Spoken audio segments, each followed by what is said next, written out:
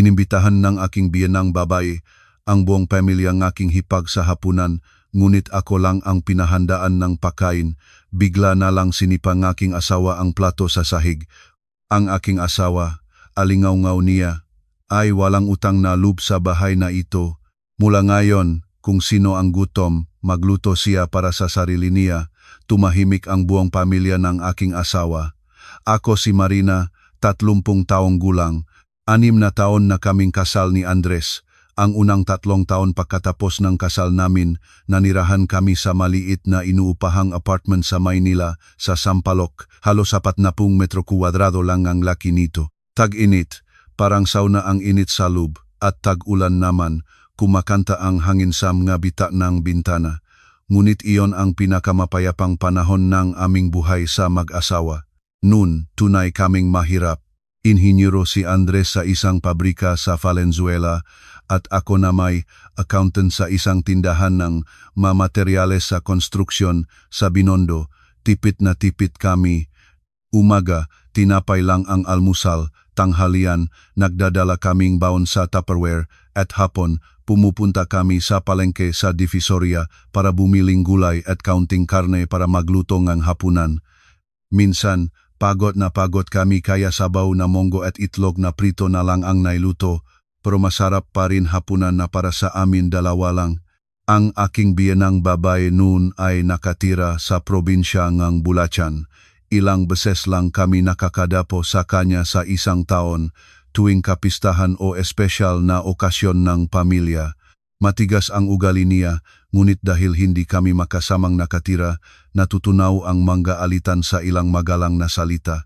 Naniniwala ako na kung magiging disente at mapagpasensya ako, mabubuhay ng mapayapa sa anumang pamilyang asawa.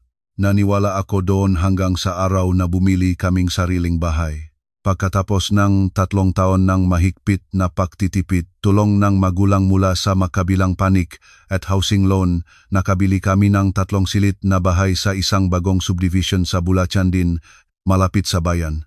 Nang araw ng lipatan, halos hindi ako nakatulog sa tuwa. Lumakat-lakat ako mula sala hanggang kusina, mula kusina hanggang sa balkonahe, hinahawakan ang bawat pinto, bawat dingding para akong nangangarap. Naisip ko na mula noon, makakaroon na akong tunay na tahanan, isang lugar na makakabalik-balikan, na maiwan ang lahat ng pagod mula sa labas ng mundo, isang lugar kung saan mabubuhay akong parang tunay na asawa. Ngunit nakamali ako. Hindi pa 3 buwan mula nang lumipat kami, nagbalot ng gamit ang aking biyenang babae at dumating mula Bulacan. Sinabi niyang maingay na sa probinsya, mananatili muna siya roon kasama ang kanyang anak at manugang para masaya at sabay na makbabantay sa amin. Noon, wala akong kahina-hinalang anuman. Medyo mahiya pa nga ako dahil may bahaging ang pera nila sa bahay na iyon. Aba, mananatili lang siyang ilang buwan o 1 taon, normal lang iyon. Unang araw, sinisiguruho kong perpekto ang lahat. Maaga akong bumabangon para gumawa ng pandesal na may palaman o mag-alsahin ng tinapay. Palagi kong binabago ang menu para masunod ang kanyang panlasa. Gabi-gabi, kahit gaano kapagod mula sa trabaho, bumibili pa rin ako nga sariwang sangkap sa palengke. Naisip ko na kung magiging tapat ako, mahal din niya ako sa bandang huli. Ngunit tila may mga tao sa mundong ito na habang sinisigurado mo silang masaya, lalong inaangkin ang iyong kabaitan bilang karapatan nila. Nagsimulang punambitin ng aking biyenang babae ang malilit na bahay. Kulang asin ang sabaw, hindi maayos ang pagwawalis. Sinabihan pa ako na nagpagastos ng 500 piso sa blusa, parang nagtatapon daw ako ng pera. Lahat ng ito ay nilulunok ko, tinutumbasan ng pagpapaliwanag sa aking sarili na pagkakaiba lang iyon ng henerasyon, masyadong mapanuri ang tao at mas mabuting tumahimik para sa kapayapaan ng tahanan. Hindi ko inasahang magiging daan ang aking pagtitimpi para mas lalong sumulong siya. Isang Miyerkules, nasa opisina pa ako, tumawag ang aking biyenang babae. Malambot ang boses niya, ngunit parang utos ang dating. Marina, magluto ka ngayon ng marami. Darating sina Glenda at ang pamilya niya para sa hapunan. Si Glenda ang aking hipag, Kasal siya at nakatira malayo sa amin nang wala pang 10 minutong biyahe sa sasakyan. Medyo nagulat ako, ngunit pumayag. Nang gabing iyon, pumunta ako sa palengke, bumiling maraming karne at isda, at pagdating ko sa bahay, walang tigil akong nagluto ng 4 na putahe. Masaya ang unang hapunan. Malakas na naktawa at nakwentuhan si Glenda. Ang kanyang asawa ay tuloy-tuloy na kumain at palagi namang naglalagay ng pagkain sa plato nga anak si biyenang babae habang sinasabing ayos naman ang luto mo. Nang marinig ko ang mga salitang iyon, naramdaman ko ang pait, ngunit ngumiti pa rin ako. Naisip ko na hapunan lang ito ngang pamilya. Sino ang makakaalam na ito ang simula ngang isang seryangam nga araw kung saan mararamdaman kong isa akong kasambahay sa sarili kong tahanan. Makalipas ang 1 linggo, tumawag ulit ang biyenang babae. Sabi ni Glenda, miss na niya ang inihaw na bangus. Bumili kang sariwang bangus at iluto mo, please. Pakaraan ng ilang araw, gusto ni Victor ng adobo at ayaw ni Pedrito ng gulay. Gumawa kang maraming karne at huwag kalimutang maglagang sinigang. Darating silang 3. Sa simula, 2 beses sa 1 linggo. Pagkatapos, 3 beses, hindi ko napansin kung kailan naging gawi na ang tawag sa hapon. Hindi pa tumatamang 4 ng hapon, tumatawag na ang biyenang babae, nagmamadaling ipadala ako sa palengke. Pagdating sa bahay, tuloy-tuloy na akong nahuhugas ng bigas, nagbabalatan ng gulay, nagugupit ng karne, nagluluto, naghahanda ng mesa. 5:30, dinadala ni Glenda ang kanyang asawa at anak. Ang bata ay nagtatakbuhan na may sigaw sa sala. Ang asawa ni Glenda ay nakaupo, nakataas ang paa, nanonood ng TV. Si biyenang babae naman ay dahan-dahang nagbabatas ng prutas, malambing na tinatanong ang anak tungkol sa mga nangyayari. Ako lang ang nakatayo sa kusina, pawisan ang likod, umiikot na parang peon. Minsan, nangahas akong humingi ng tulong sa biyenang babae na magbalat ng gulay, kumubot ang noo niya. Hindi mo kayang gawin ang ganyang maliit na bagay. Nang gabing iyon, mismo sa hapagkainan, ngumisi ang aking hipag. Maswerte ka, Marinang, nagpapahinga lang si nanay dito, hindi siya kasambahay ngang manugang. Agad na sumangayon ang asawa ni Glenda. Tama, para sa babae, ang kusina ang pangunahing tungkulin niya. At kung napapagod siya rito, may mali sa kanya. Hawak ko ang sandok, nanginginig ang kamay ko. Gusto ko sanang isukbit ito sa mesa. Gusto kong tanungin kung ang madali lang ang lahat ay bakit walang pumasok sa kusina para subukan. Ngunit sa huli, nginuya ko na lang ang samang loob, ibinaba ang ulo, at sinikap na lunukin ang kahihiyan. Mula nun, hindi na ako nangahas humingi ng tulong sa biyenang babae. Lahat ay lumalalang. Ang pera para sa pagkain ay galing sa budget namin ni Andres. Bayad sa kuryente, tubig, gas, bigas, mantika, asin lahat mula sa aming sweldo. Ngunit ang pinaka-ginagamit ay ang pamilya ni Glenda. Minsan, maaga silang dumating, natitira pa sa tanghalian, at naupo hanggang gabi. Ang anak ni Glenda ay uminom ng Yakult at juice mula sa aming ref na parang sa kanila ito. Ang asawa ni Glenda, pagkatapos kumain, umupo sa sofa, nagtotongtong ng ngipin at nagpapasalamat ng luwag. Marunong ka palang magluto ha, buksan mo na lang yan ng karinderya puno ng suki. Narinig ko ito at gusto ko sanang tumawa-tumawa dahil sa pait, dahil sa kanilang paningin. Kasambahay lang ako na nakatayo sa harap ng kalanbuong taon na walang sariling trabaho, walang pagod, at ang tanging tungkulin ay maglingkod ng maayos sa lahat. Nang gabing iyon, habang nahuhugas ng tumpok ng pinggan, tumingin ako sa aking kalabaw na mukha sa bintanang kusina at bigla akong naramdamang estranghero. Sino itong babaeng gusot ang buhok, maitim ang ilalim ng mata, at basa ng pawis ang likod? Ako ba ito? Saan na napunta ang babaeng masayang lumakat-lakat sa mga silid ng bagong bahay namin? Hindi ko alam na ang mga hapunang iyon walang paanyaya ay simula pa lang lahat.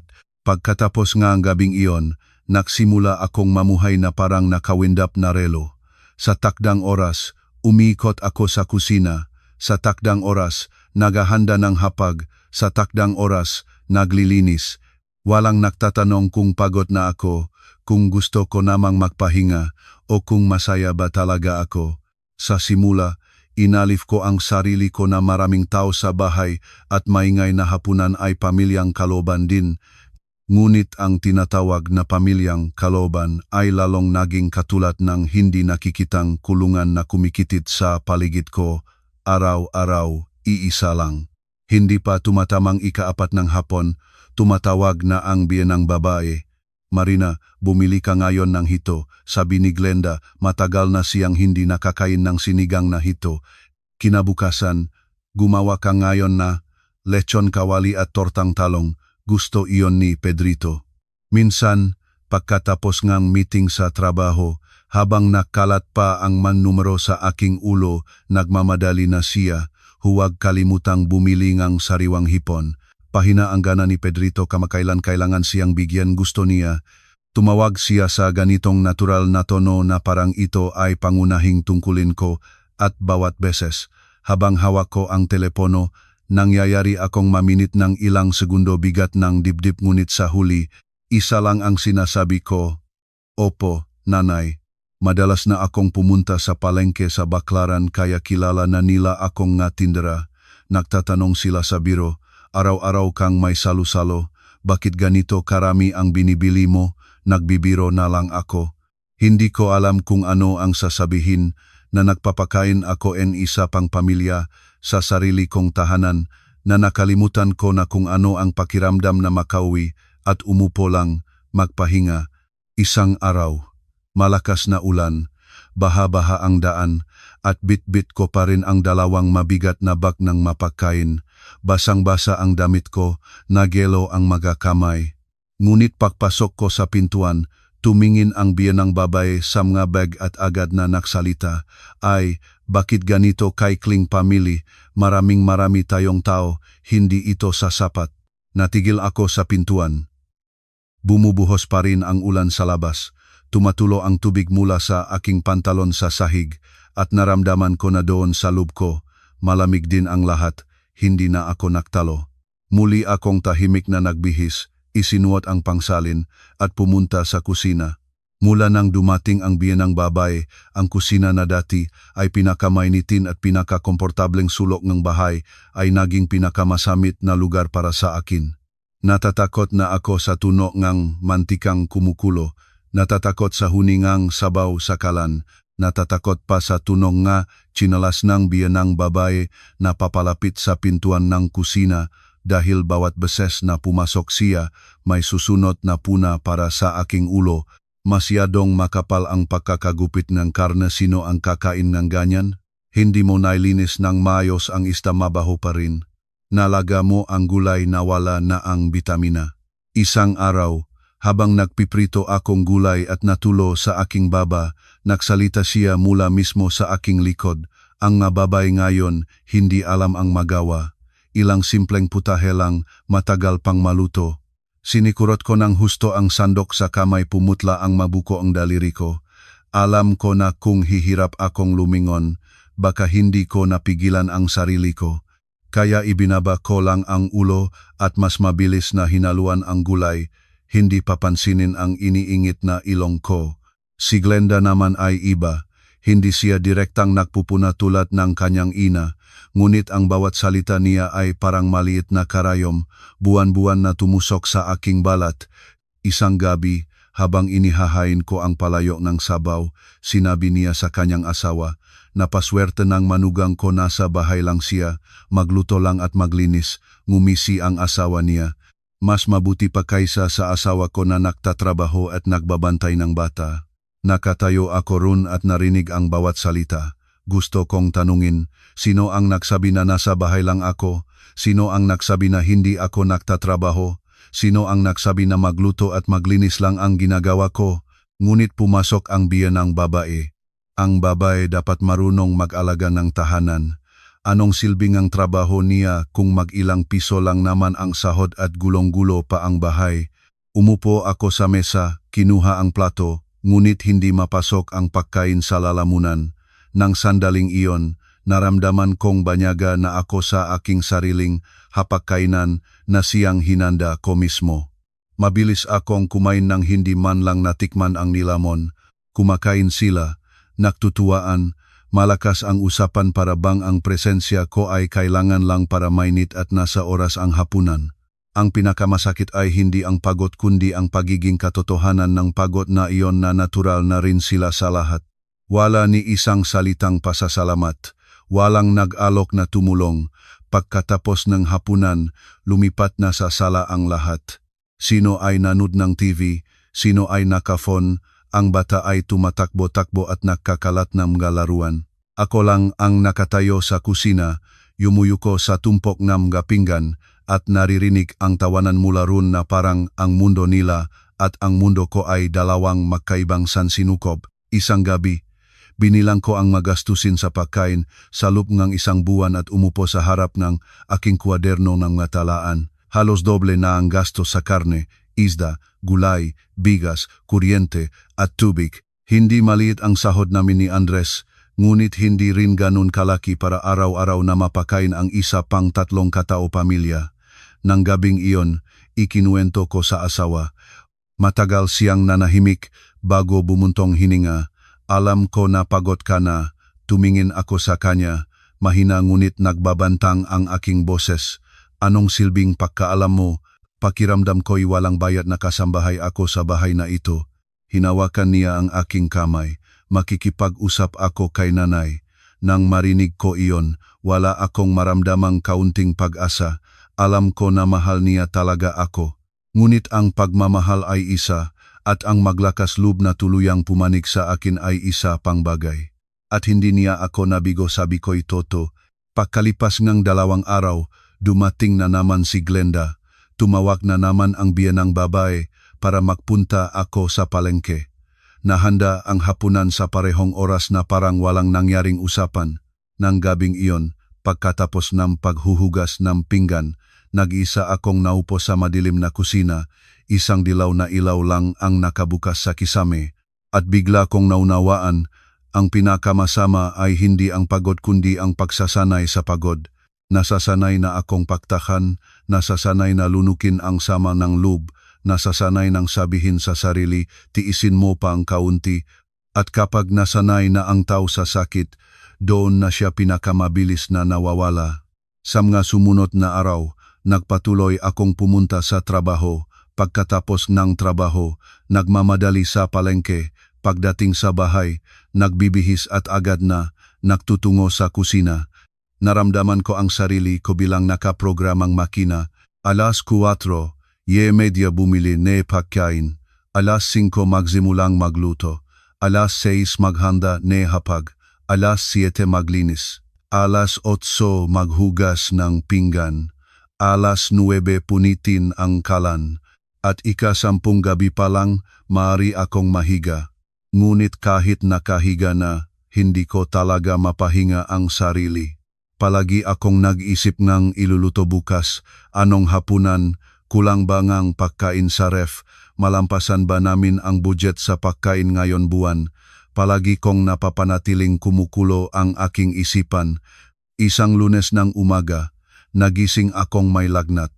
Masakit ang lalamunan, makirot ang katawan, mabigat ang ulo. Naupo ako at lumabo ang aking paningin. Kailangan ko pang mahawakan ang gilid ng kama para makatayo. Hinawakan na aking asawa ang aking noo at kumubot ang noo niya. May lagnat ka ba? Mahina akong umiti. Sipon lang siguro. Iinom ngang gamot at pupunta sa trabaho. Tumingin siya sa akin ng may pag-aalala. Mag-leave ka na lang.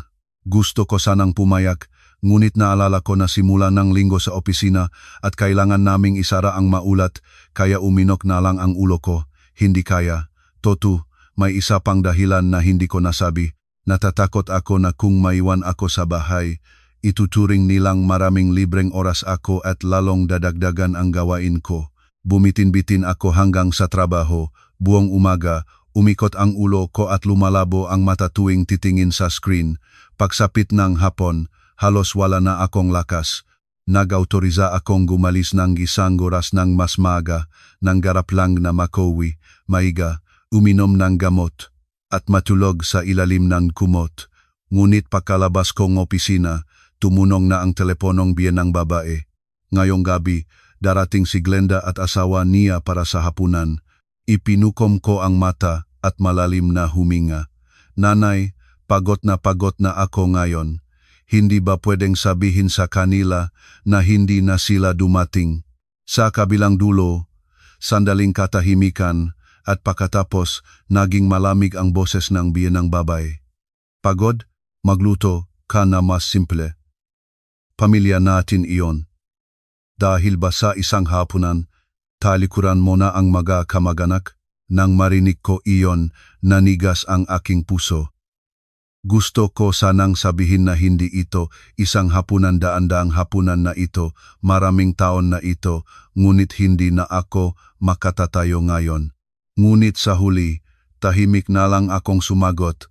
Opo, sa daan pauwi, bumili akong kaunting giniling, kasong puti, prehil at ilang itlog. Naisip ko na ngayong gabi, simpleng lutuin ang gagawin ko. Ngunit pagpasok ko sa bahay, tumingin ang biyenang babae sa mga nabili ko at agad na nagtanong, bakit hindi ka bumili ng isda? Sabi ni Pedrito kagabi, gusto niya ng piniritong tilapia. Napagod na akong magpaliwanag, tahimik na lang akong nagsalita. Pagod ako ngayon, magluluto akong mas simple. Tinanaw niya ako mula ulo hanggang paa at naging yelo ang kanyang boses. Ang babae, kahit may sakit, dapat pag-isipan ang pagkain ng pamilya, huwag maghintay na siya ang pagsilbihan. Ang masalitang ito ay parang timbangang malamig na tubig na ibinuhos sa aking ulo. Ilang segundo akong natigil at pagkatapos tahimik na pumunta sa kwarto para magbihis. May lagnata ako, ngunit may nakaramdam akong ginaw. Hindi ko alam kung saan mas masakit, sa temperatura o sa mga salita niya. Halos tapos ko nang iprito ang magulay, kailangan na akong kumapit sa gilid ng mesa para hindi mabuwal. Tumutulo ang pawis sa aking sentido, lumalabo ang mata at tila umaalon ang buong kusina. Sa sandaling iyon, pumasok sa kusina si Glenda kasama ang anak.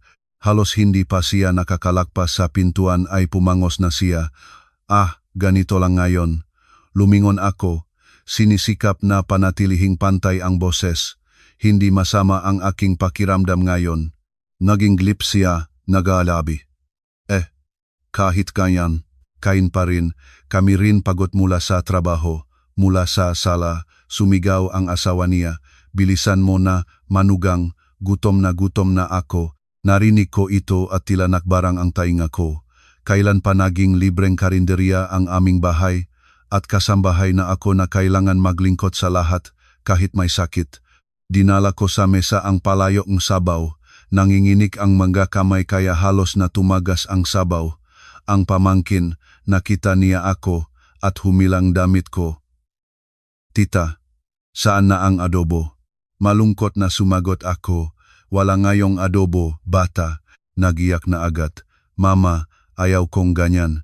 Gusto kong adobo. Si Glenda, pinayapa ang anak at lumingon sa akin ng may puna. Alam mo namang gusto niya iyon, bakit hindi mo ginawa?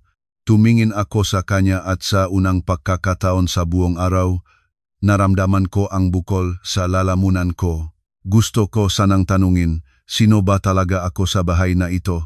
Manugang, kasambahay, o tao na kailangan alalahanin ang gustong bawat isa at sisihin kung hindi niya nagawa? Mabilis akong kumain ng hapunan nang hindi ko man lang natikman ang pagkain. Hindi pa nakakalipas ang ilang minuto, tinatawag na ako para dalhin pa ang sasawan, mga plato, kutsara, tinidor at serbilyeta. Walang nagtatanong kung kumain na ba ako. Walang napansin kung gaano kaputla na aking makalabi. Walang nagtanong kung gaano kainit ang aking noo. Naalala ko lang na naghuhugas akong pinggan at bigla kong lumabo ang paningin, nasubukan ang matuhot ko. Kailangan kong umupo sa maliit na plastik na bangkito sa sulok na kusina at mabigat na huminga. At nang sandaling iyon, bumukas ang pintong labas. Umuwi na ang aking asawa mula sa trabaho. Pagpasok niya sa kusina, natigil siya nang makita ako. Diyos ko, bakit ganyan kakaputla? Inilapak niya ang kamay sa aking noo at mabilis na binawi.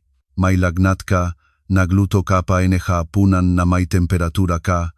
Hindi pa ako nakakapagsagot. Pumasok na mula sa sala si Glenda. Siya mismo ang nagluto. walang nagutos sa kanya. Dahil sa mga salitang iyon, ipinukom ko ang mata ko.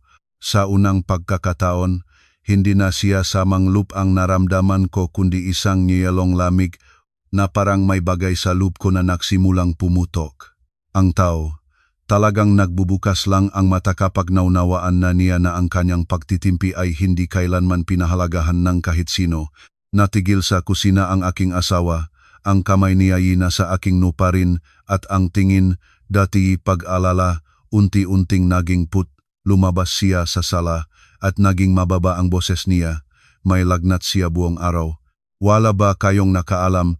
Ang aking biyenang babae, nakaupo sa sofa na may remote ng TV, natigilan pagkatapos ay walang pakialam na sumagot. Hindi naman nagsabi, agad na sinabihan ni Glenda. Saka naman, kung kaya niya, ginagawa niya. Walang pinilit sa kanya. Nakaupo ako sa maliit na bangkito sa sulok ng kusina, narinig ang bawat salita, at luminamig ang aking puso. Naisip ko na kahit paano ay mahihiya sila nang malaman na may sakit ako, ngunit wala. Sa kanilang paningin, habang nakakatayo pa ako, habang kaya ko pang hawakan ang sandok at plato, kailangan akong magtrabaho tulad ng makina. Sinikurot ng aking asawa ang tangan ng kanyang bag kaya bumukol ang ugat sa kamay. Lumabas siya sa sala, tumayo sa gitna ng kwarto, at direktang tumingin sa kanyang ina. Nanay, umabot ng halos 40 antas ang lagnat niya. Kumubot ang nung biyenang babae. May sakit. Uminom ng gamot. Dati, pagkatapos manganak, bukas ng umaga ay pumupunta na sa palayan ang mga babae ngunit dahil sa lagnat, dramatiko ba ito? Nang marinig ko iyon, iniingit ang aking ilong. Hindi ko alam kung puna ang masalitang iyon sa aking kahinaan o pagtatangkang alisin ang pananagutan. Marahil, dalawa. Nakakatuwang ngumiti ang asawa ganitong ngiti na bihira ko makita sa kanya. Nun, ngayon. Nakpita ng kutsara si Glenda sa mesa. Andres, bakit ganyan ka? Asawa mo siya, mahal mo siya, ikaw ang mag-alaga. Huwag sirain ang panahon ngahat dahil sa isang bagay na malilit. Mabilis na lumingon ang asawa. Malilit. Hindi malakas ang boses niya, ngunit malamig ang dating kaya tumahimik ang buong sala. Tumingin siya ng direkta kay Glenda. Buong araw siyang nagtatrabaho, umuwi at nagluto para sa inyong lahat. Ngayon, may lagnat siya, kaya halos hindi siya makatayo, ngunit nakatayo pa rin sa kalan. Tinatawag mo bang maliliit iyon? Medyo nahiya si Glenda ngunit nagtatwat pa rin. Ang manugang ko ang tanging nakakaalam magluto sa bahay, hindi naman pwedeng gutom ang mabisita. Nagpitagan ito sa aking isipan at mabilis na itinayo ang aking ulo. Tumingin ako sa aking hipag at sa unang pagkakataon, malinaw na nakita ko sa kanyang mukha kung gaano katotoo ang kahibangan. Talagang naniniwala siyang obligasyon kong lutuin para sa buong pamilya nila. At kahit hindi ko ito magawa, kasalanan pa rin namin. Sandali lang natigil ang asawa na parang may pinipigilan sa dibdib niya. Pagkatapos, lumingon siya sa akin at tinulungan akong tumayo.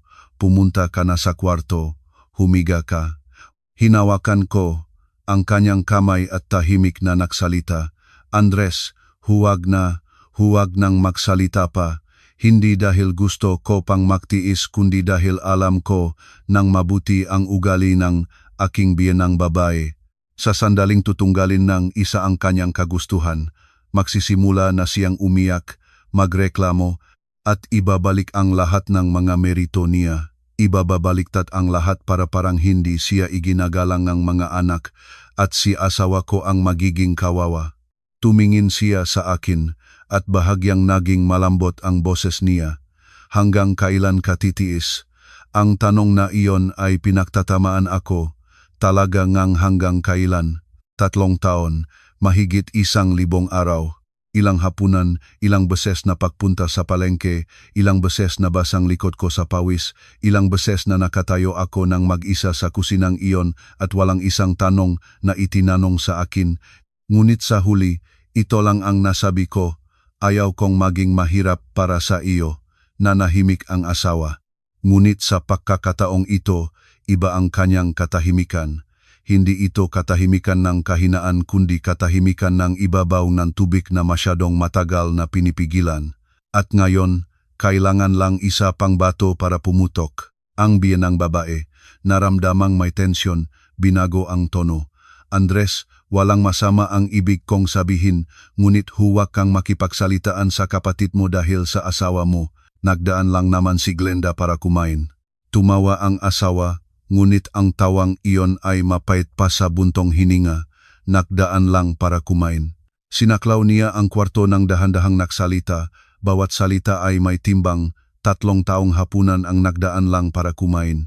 Nanay, normal ba iyon para sa iyo? Sa sala, isang patay na katahimikan ang lumabas. Kahit ang pamangkin na naktatagong laruan ay tumingala sa mga matatanda.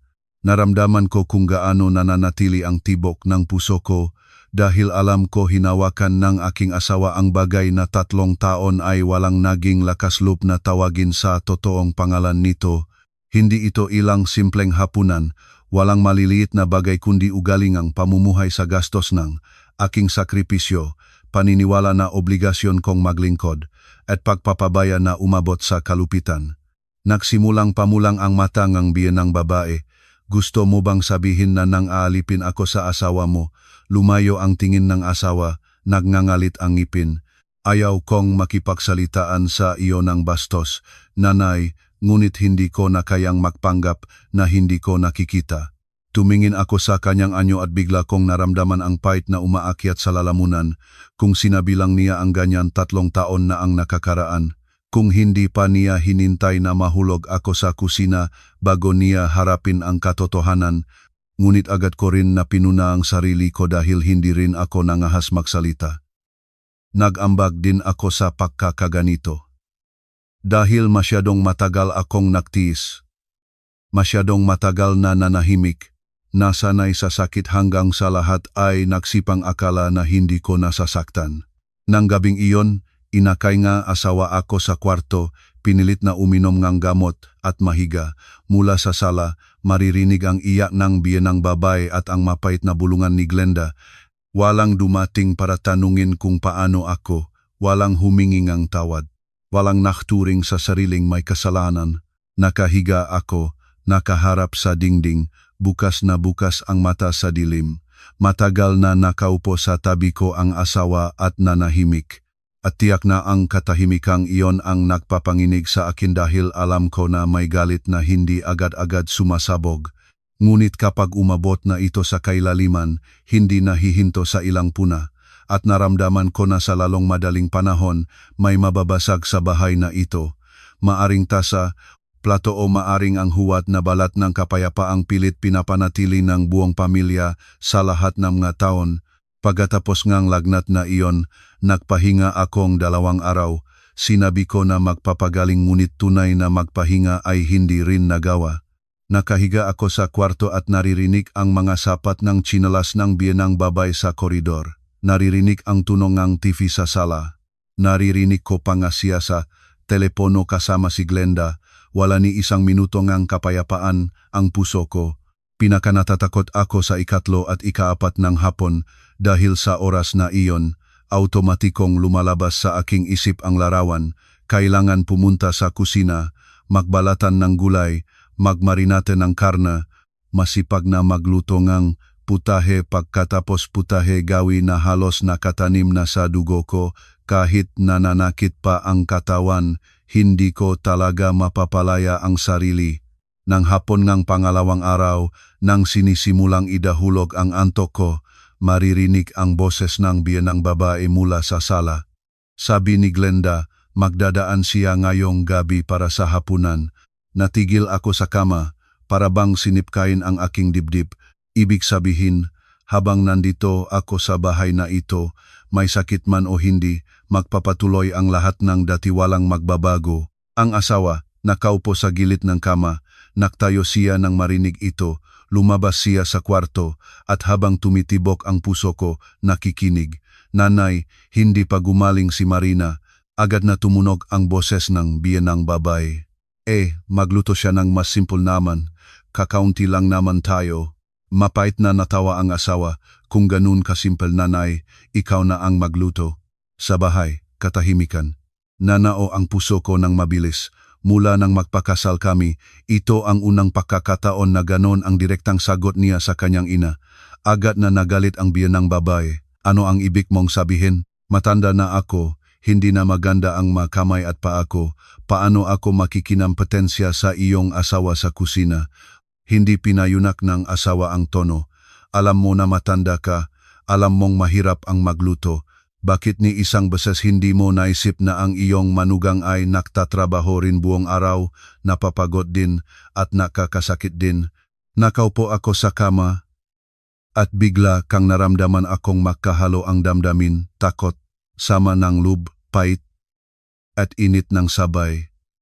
3 taon ang hinintay ko sa masalitang iyon, at nang marinig ko na ang maiyon, naramdaman ko ang ingi-ingit sa mata ko.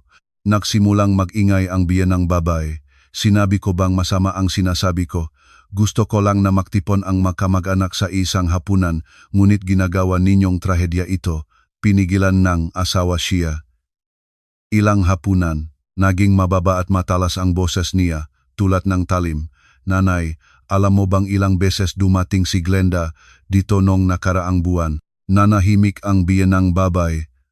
Nagpatuloy ang asawa. Bawat salita ay malinaw. 23 araw halos araw-araw. Ang pagkain ay pinipili namin. Ang payel sa kuryente at tsubi ay kami.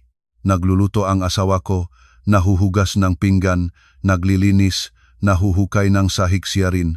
Kayo naman, ano ang ginagawa ninyo? Sa labas, walang sumagot. Naramdaman ko kung paano nanginginig ang aking mga kamay.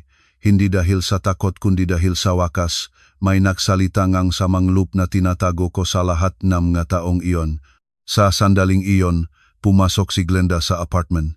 Bagong dating siguro siya at hindi niya maintindihan ang nangyayari. Ngunit nang marinig niya ang huling salita ang kanyang kapatid, agad na humiwing ang kanyang mukha. Ano ang ibig mong sabihin? Pumunta kami para kumain ng ilang beses at binabalanse ka na sa amin. Mabilis na lumingon ang asawa. Ilang beses. Alam mo ba na ang iyong manugang ay tumayo para magluto ng hapunan para sa inyong buong pamilya na may lagnat na halos 40 antas? Nagimbal si Glenda. Siya mismo ang nagluto. Hindi naman siya pinilit nege may baril. Nang marinig ko iyon, lumamig ang buo kong katawan. At nang sandaling iyon, naintindihan ko ang isang bagay, pwedeng magpanggap na walang utang na loob, pwedeng balewalain ang sakripisyo ng iba. Ngunit ang pinaka nakakatakot ay kapag ang makatao ay tunay na naniniwala na ang sakripisyong iyon ay tungkulin mo. Lumapit ang asawa sa hapagkainan kung saan nakatiwangwang pa rin ang ilang plato ng biyenang babae mula sa tanghalian. Kinuha niya ang isa, namula ang kanyang mata. Tama, walang naglagay ng baril sa leg niya. Naktiis siya dahil mahal niya ang kanyang asawa, mahal niya ang tahanan. Ngunit ang pagtitiis ay hindi nangangahulugang paglilingkod sa habang buhay.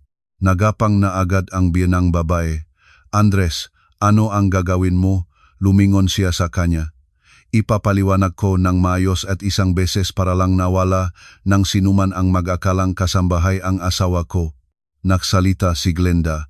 Naintindihan ko na pumapani ka sa asawa mo, ngunit may limitasyon ka rin.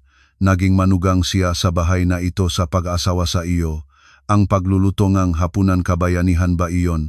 Bago pa man niya matapusin ang pangungusap, isang nakapandidiring ingay ang tumagal. Ang plato sa kamay ng asawa ay bumaksak ng malakas sa tiling sahig. Nagsabog ang puting ng butil sa lahat ng dako. Natigil ang buong sala. Nagitla at umiyak ang pamangkin na nakatayo sa tabi. Natigil ako sa pintuan ng kwarto. Halos huminto ang puso ko. Mabigat ang hininga ng asawa, namumula ang mamata niya. Direkta niyang tiningnan ang kanyang ina at kapatid. Pakinggan ninyo lahat. Ang asawa ko ay walang utang na loob sa bahay na ito. Naging asawa ko siya. Para maging asawa ko, para mabuhay kasama ko, hindi para maglingkod sa lahat. Mula ngayon, kung sino ang gutom, magluto siya para sa sarili niya. Kung gusto ninyong magtipon-tipon, gawin ninyo iyon ng makasama. Ngunit kung darating kayo para lang umupo sa handang hapag, kumain at umalis, huwag nang bumalik pa sa bahay na ito.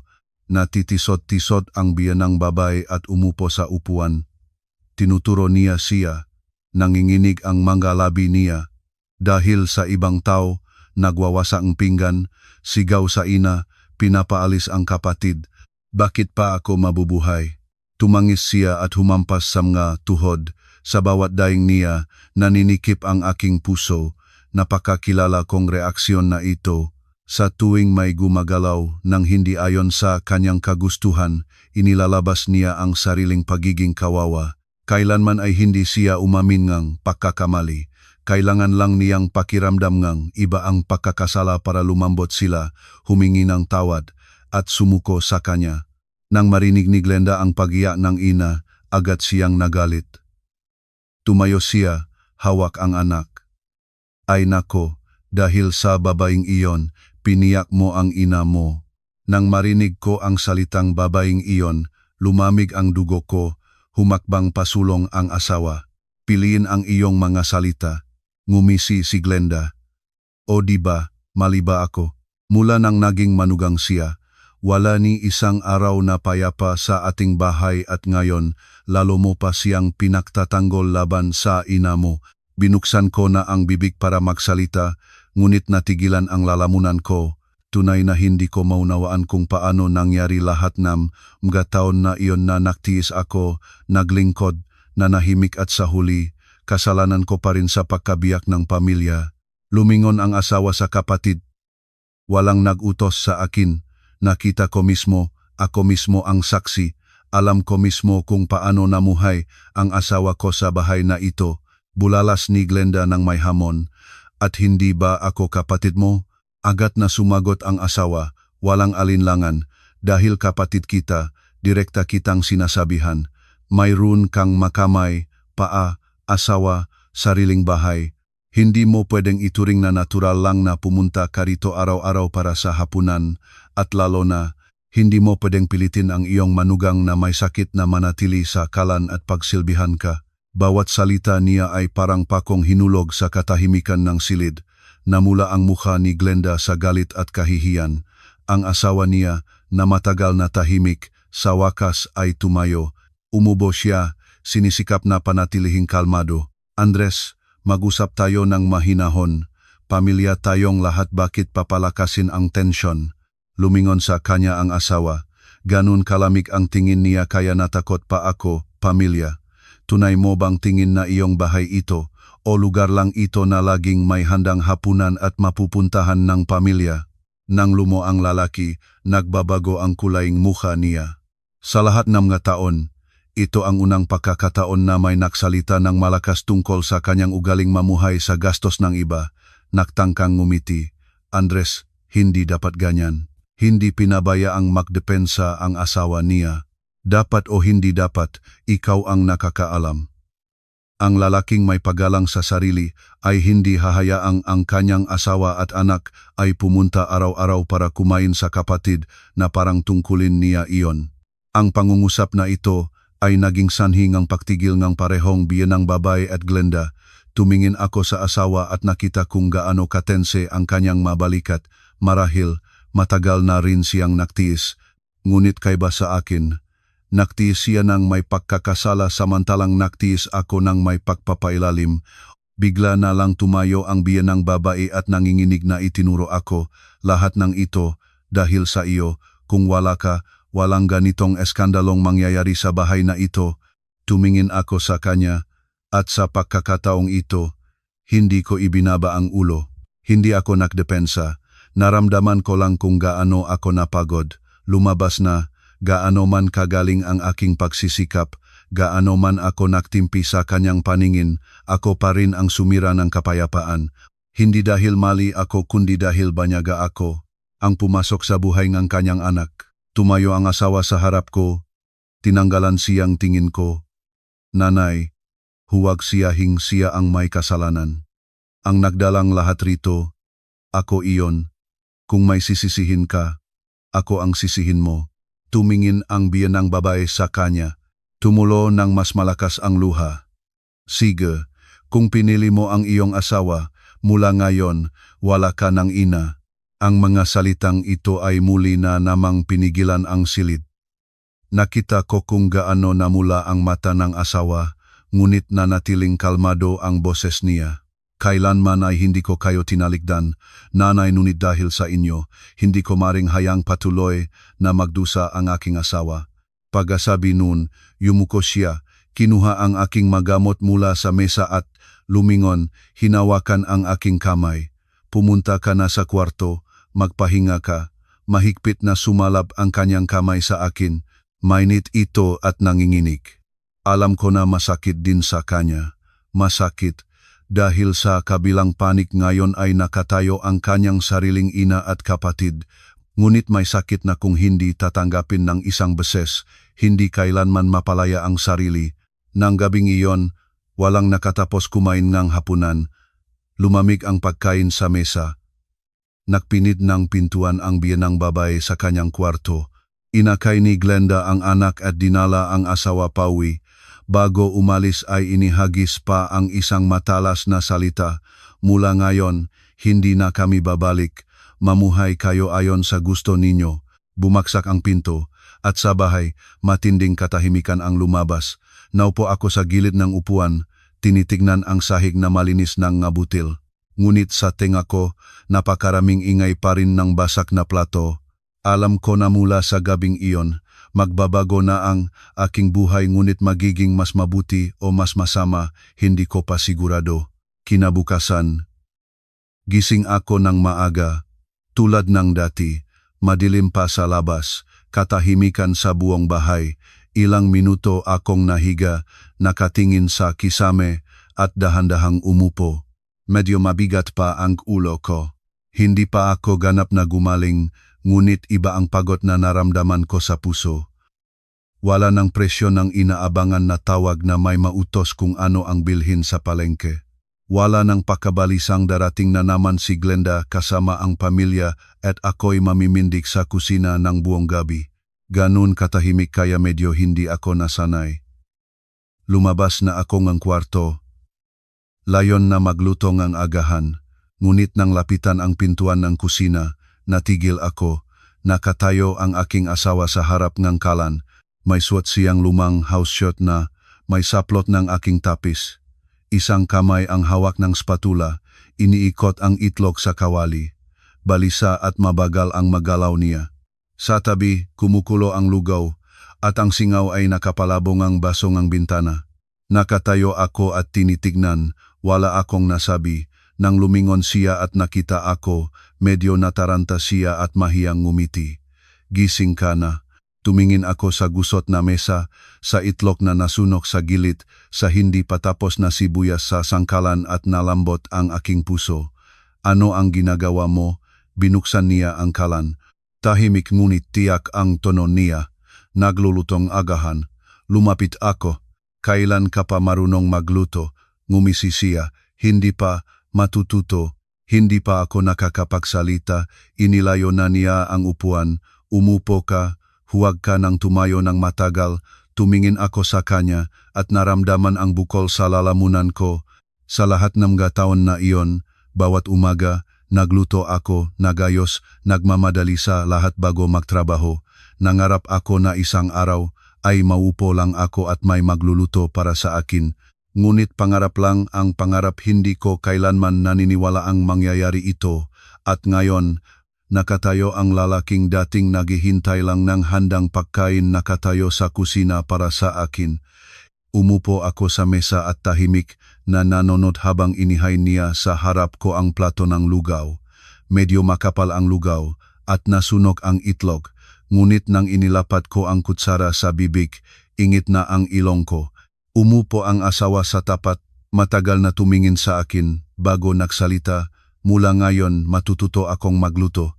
Itinapat ko ang mata sa kanya. Nagtatrabaho ka buong araw, pagod ka rin. Hindi mo na kailangan pilitin ang sarili mo. Uminok ang ulo niya. Hindi ito pamimilit, ito ang dapat kong gawin. Bahagya ko na hinikpit ang hawak sa kutsara. Nagpatuloy siya. dahan-dahan ngunit matatag. Sa lahat ng mga taon na iyon, hindi ako bulag, nakita ko ang lahat. Bihira lang ako sa loob ko, mahina lang para magsalita, nanahimik ako. Ang masalitang ito ay tulad ng karayom, tumusok sa pinakamapait na bahagi ng aking puso dahil totoo iyon. Hindi siya walang malasakit at lalo pa siyang hindi walang pagmamahal. Natigil lang siya sa pagitan ng obligasyon bilang anak at obligasyon bilang asawa at sa katapusan, pinili niya ang pinakamadaling daan pakiusapan ako na magtiis pang kaunti at kaunti pa hanggang ang makaunti na iyon ay naging 3 mahabang taon. Ibinaba ko ang kutsara at tahimik na nagsalita. Hindi kita sinisisi dahil hindi mo ako mahal. Nalungkot lang ako dahil nakita mo kung gaano ito kahirap para sa akin at nanahimik ka. Ibinaba niya ang ulo. Sinandal ang makamay. Alam ko, sa bawat beses na nakita, kita nag-isa sa kusina, nakaramdam ako nga kahindik-hindik na pakiramdam. Ngunit sa sandaling magsalita na ako, sisimulang umiyak si nanay. Gagawin ni Glenda ngang iskandalo. At naisip ko na mas mabuting mapanatili ang kapayapaan sa bahay. Itinapat niya ang mata sa akin, namumula ang maito, nagkamali ako. Ang kapayapaan na iyon ay nakapatong lang sa iyong magabalikat. Wala akong nasabi. Sa puso ko, wala nang galit, katahimikang pait na lang. Lumabas na ang pinakamalaking sakit ng babae hindi kapag ganap na binalewala siya, kundi kapag alam niya na mahal siyang asawa, ngunit kulang ang lakas loob ng asawa para ipagtanggol siya sa tamang oras. Nang araw na iyon, si biyenang babae ay hindi lumabas para kumain kasama namin, nananatiling nakasara sa kanyang kwarto. Nagluto ako magaang na sopas, naglagayng pagkain sa plato at ayaw nang dalhin sa kanya. Hinarangan akong asawa, hinawakan ang aking kamay. Hayaan mo, ako na ang magdadala. Tumingin ako sa kanya. Huwag mo nang isipin ang lahat sa sarili mo. Hindi lahat ng problema ay kailangan mong soluhin. Natulala akong ilang segundo at nagpababang kamay. Totunga kailan ko pa nasanay na sa anumang away. Ako ang dapat magpawi ng tensyon, sumuko, at lumambot ang sitwasyon na parang sapat na ang aking pagsasanay at lahat ay mayos na.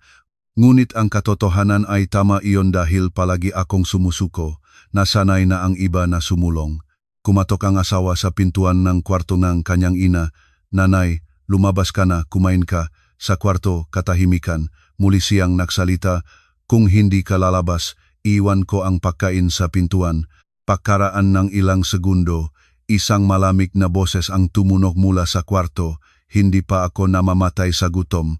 Nanatili ang asawa sa sandaling iyon at pagkatapos, inilagay ang tray na may pagkain sa tabing ang pintuan. Hindi na siya nakpa, hindi na nakmamanhik pa, luminghon lang siya at umalis. Sinundan ko siyang tingin at naramdaman ang isang kakaibang bagay. Sa unang pagkakataon, nakita ko na hindi na epektibo sa kanya ang pag-iya at samangloob ng ina. Nang gabing iyon naktatagong damit, tumawag ang teleponong biyenang babae. Sinagot niya ito sa kanyang kwarto, ngunit hindi mahinahon ang pananalita. Sa kabila ng saradong pintuan, narinig ko ang putol-putol na boses ni Glenda. Sa simula, mga reklamo at puna. Pagkatapos, naging mas malakas at mas matapang ang boses. Hindi ko marinig ang lahat, ngunit hula ko ang nilalaman. Tiyak na nagrereklamo siya sa kapatid, umiyak na ininsulto siya, at inilalagay ang lahat sa akin. Pagkaraan ng ilang oras, lumabas ang biyenang babae sa kwarto. Isang matagal na malamig na tingin ang inihagis niya sa akin, pagkatapos ay lumingon sa asawa na nakaupo sa mesa, mahusay, umiyak na, si kapatid mo buong umaga, nasisiyahan ka ba? Inilagay ngang asawa ang basong tubig. Mahinahon ang boses niya. Umiyak siya dahil sinabihan siya ng katotohanan. Namutla ang biyenang babae. Paano mo masasabi iyon tungkol sa iyong kapatid? Sarili mong dugo siya. Direktang tumingin sa kanya ang asawa, at ang asawa ko, hindi ba miyembrong pamilya? Ang tanong na ito ay nagpigil sa buong silid. Sinikurot ng biyenang babae ang mga labi at hindi sumagot. Naupo ako sa sulok ng sofa, hawak pa rin ang hindi pa natitiklop na polo. At bigla kong naramdaman ang pakibot ng puso ko dahil naunawaan ko na ang pagbabagong ito ay hindi na simpleng away dahil sa hapunan. Ito ay paghahadlang ng lumang magagawi at bagong hangganan. Sa pagitan ng presyur na masyadong matagal na naroroon at pagpapasya na huwag nang magtiis pa. Nang gabing iyon, pumunta ang asawa sa kusina kasama ko. Mahina ang pagbalatan niyang gulay, malaki-maliit ang paggupit ng patatas. Nakakatawa ito, ilang beses subukan kong agawin ang kutsilyo para mapabilis, ngunit inalis niya ang kamay ko. Hayaan mo, ako na. Mabagal man, pangit man, kailangan kong matuto. Tumingin ako sa kanyang likod habang nasa harap ng lababo, at sa unang pagkakataon sa maraming taon, naramdaman ko na hindi na ako nag-iisa sa kusinang ito. At marahil, mula sa gabing iyon, talaga kong naunawaan ang isang bagay. Ang babae ay hindi natatakot sa kahirapan. Ang pinaka-nakakapanlumo ay ang magdusa ng mag-isa. Ngunit kapag may katabi kang kahit maglinis ng gulay o mahugas ng plato, ang samangang loob ay nagiging mas magaan.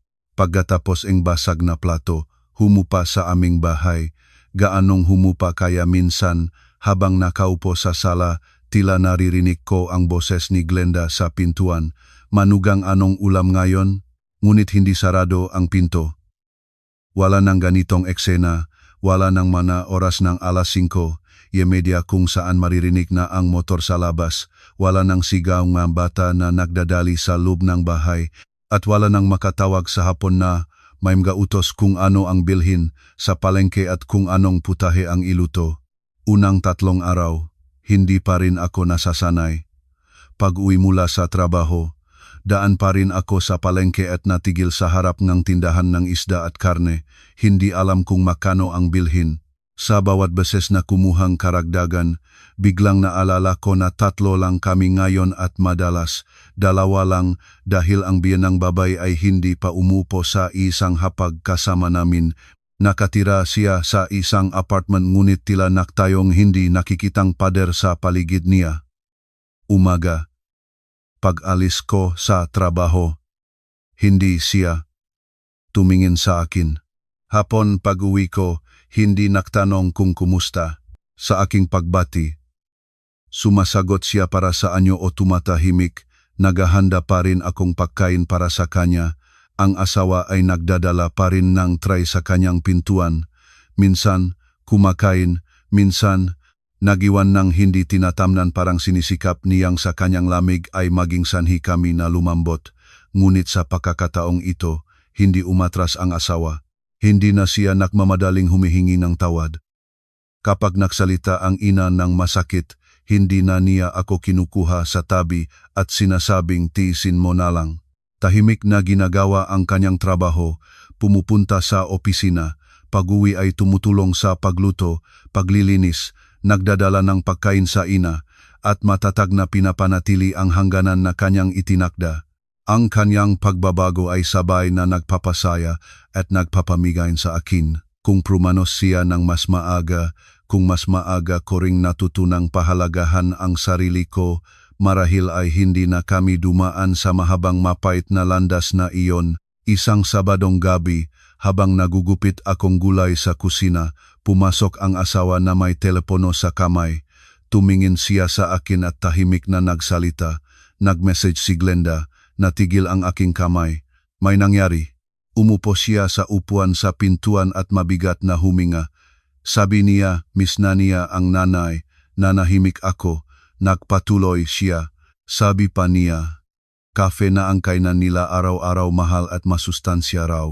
Halos tumawa ako, ngunit walang ngiti na lumabas. Sa puso ko, isang kakaibang pakiramdam ang lumabas. Hindi kasiyahang palatpait lang, pait na lumabas na kapag wala ng taong handang maglingkod sa kanila sa kusina, doon pa lang nila napagtanto na ang masarap na hapunan ay hindi tumatalbog mula sa wala. Nagpatuloy akong magupit ng gulay.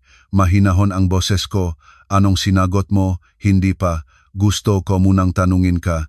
Itinapat ko ang mata sa kanya at iniingit na ang ilong ko.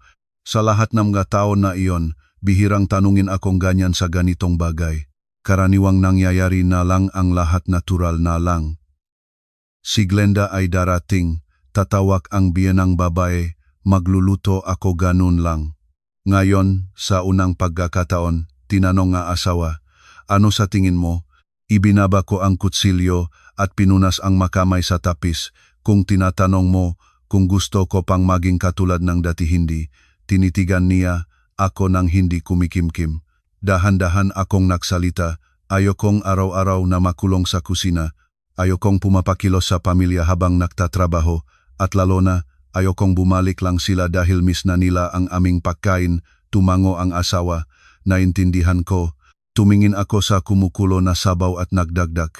Ngunit kung si Glenda ay tunay na magiging maingat, kung paminsan-minsan na lang siyang dadaaw para bisitahin si nanay, maupong kaunti at uwi na kung darating para sa hapunan at tutulong naman siya, hindi naman ako magiging masyado. Sa relasyon ng pamilya, wala namang masama. Masama lang kapag ang relasyong iyon ay ginagamit na dahilan para ilagay ang buong bigat sa isang tao. Matagal na tahimik ang asawa bago nagsalita. Ipapaliwanag ko sa kanya. Nang gabing iyon, sinagot na niya ang mensahe ng kapatid. Hindi ko nabasa, ngunit alam ko na iba na ang nilalaman dahil kinabukasan, mga 6:00 ng hapon, bigla na lang dumating si Glenda. Nag-isa siya, walang asawa at anak, at wala na ang dating kumpiyansa nang pumasok sa aming bahay. Nanatili siya ng ilang segundo sa pintuan, at pagbukas kong pintuan, mahiyang sinabi, "Kumusta? Dalaw lang kay nanay." Tumingin ako sa kanya. 1 linggo lang ang nakalipas ngunit mula sa mukha niya, nawala na ang dating kasiyahan. Sa halip, isang kakaibang kahihiyan na ang lumitaw. Lumayo ako, pumasok ka.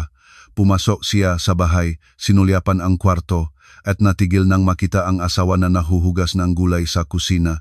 Marahil hindi niya inaasahan na ang kanyang kapatid ay tunay na pumunta sa kusina. At marahil sa sandaling iyon lang siya nagsimulang maniwala na tunay na nagbago ang lahat.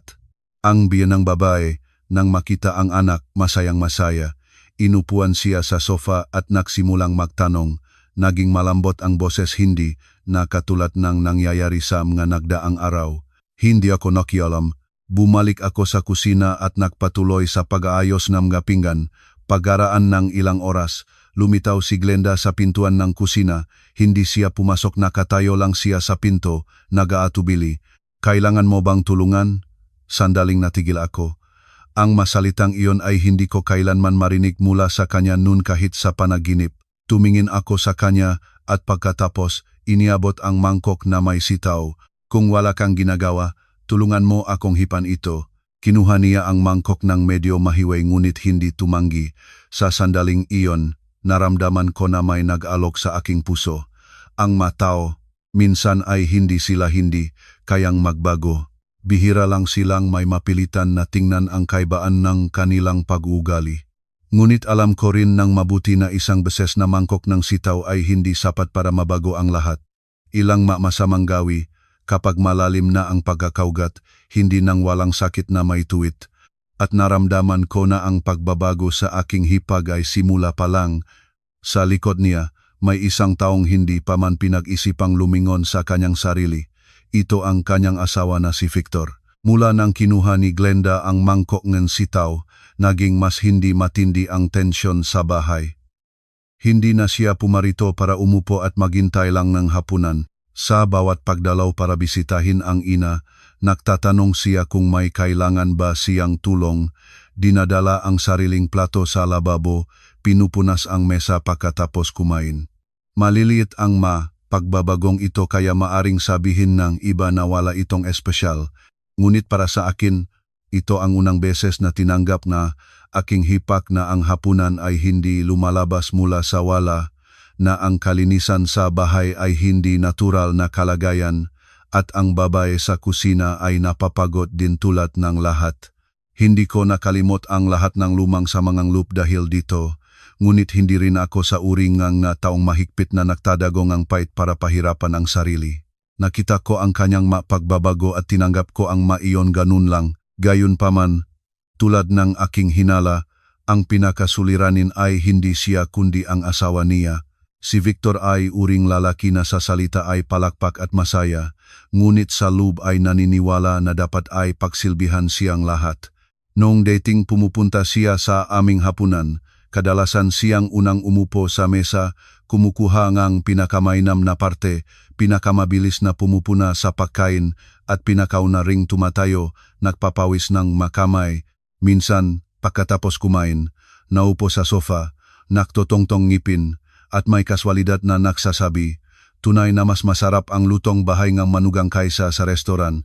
Ang salitang iyon ay parang papuri, ngunit para sa akin ay katumbas ng tataksano, libreng tagapagluto. Mula nang mangyari ang kwentong may basag na plato, hindi na siya pumunta. Una, naisip ko na nagagalit siya, ngunit pagkatapos ay naunawaan ko na hindi galit ang dahilan kundi put. Put sa katotohanang wala na siyang mapagkandahan ng tao. Put na biglang nagsimulang pakinggan ni Glenda ang kapatid nito. Put na hindi kayang pigilan ng biyenang babae ang aming bahay tulad ng dati. Nalaman ko ang tungkol dito sa pamamagitan ng pakikinig sa usapan ni Glenda at kanyang ina. Madalas dumadalaw si Glenda sa katapusan ng linggo, nakaupo sa kwarto ng ina.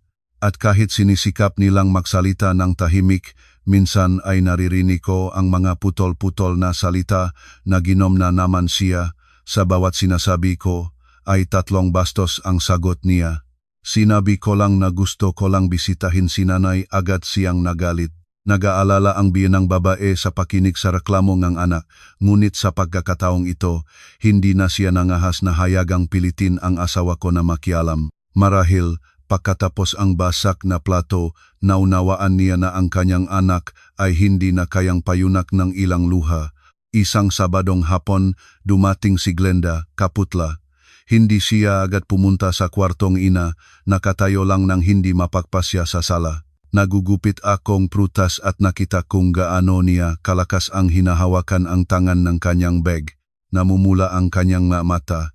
Nagtanong ako kung may nangyari. Nagulat siya at uminog ang ulo. Wala, ayos lang. Ngunit pagkaraan ng ilang segundo, nagsimulang tumulo ang kanyang luha.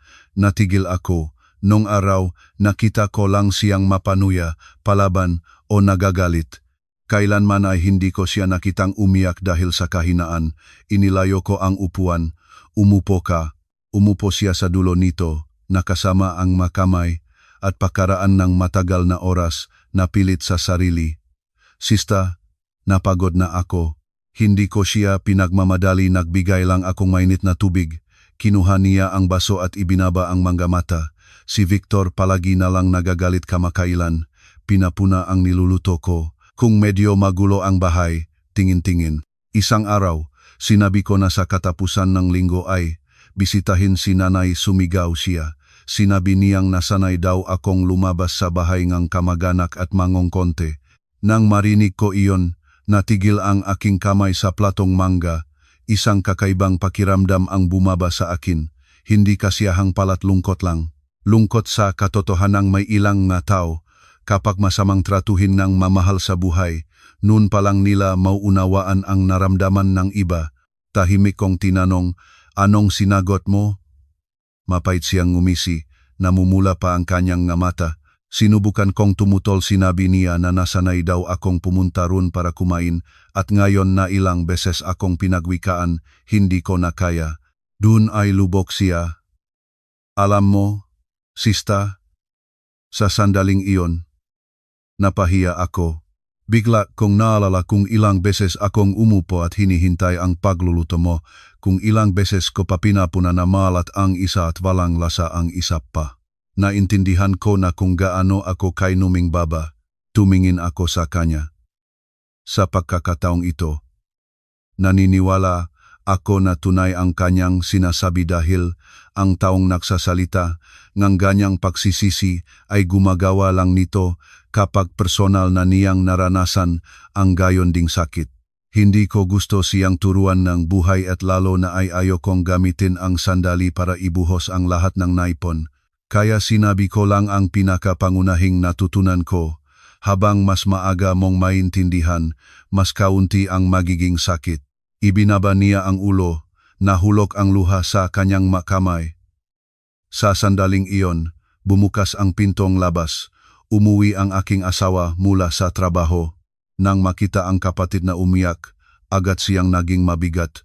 Anong nangyari ulit? Lumayo si Glenda, pinupunas ang luha at hindi sumagot. Tumingin ako sa asawa at tahimik na nagsalita. May problema siguro sila sa bahay nila.